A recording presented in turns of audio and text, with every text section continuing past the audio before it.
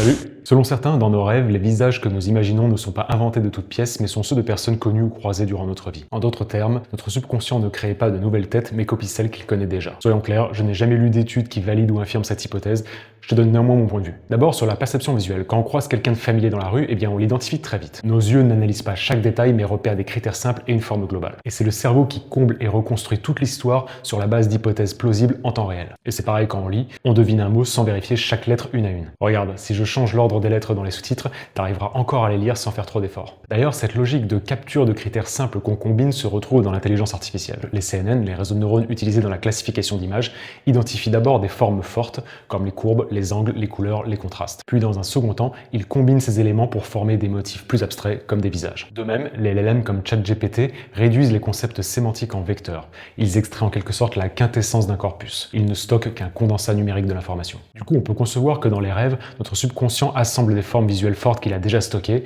Bien sûr, il les modifie un peu et les mélange. Donc oui, le rêve crée des visages inédits en apparence à partir de fragments connus. Dans nos rêves, ce sont finalement des créations hybrides sur la base de personnes connues, mais dont le mélange peut franchir le seuil subjectif de la pure nouveauté. Un peu comme les IA génératives d'ailleurs. À partir de quel degré de remixage une génération peut-elle être considérée comme une création inédite et non comme un plagiat? Un autre aspect important dans la fidélité de nos créations oniriques, la mémoire. L'encodage d'un souvenir est influencé par les émotions du moment et le contexte à l'instant T. Puis, à chaque rappel d'un souvenir, une petite altération peut avoir lieu. Ces altérations dépendent de la qualité de l'encodage initial, mais aussi de l'état psychique dans lequel on se trouve au moment du rappel du souvenir, les émotions, la fatigue et d'autres facteurs. Mais si on accumule toutes ces micro-altérations, eh bien, des années plus tard, le souvenir est complètement déformé. Et lors des rêves, notre mémoire continue d'appeler, d'assembler et d'altérer ces souvenirs. Ainsi, un visage qui semble inconnu est peut-être un visage reconstruit ou mal mémorisé. Et réciproquement, un visage qui semble connu est peut-être une fausse croyance établie sur des souvenirs altérés. Ce visage n'a probablement jamais existé, même s'il vous semble familier. Finalement, la question « voit-on des visages inconnus dans nos rêves ?» est plutôt un problème de définition de ce qu'est la nouveauté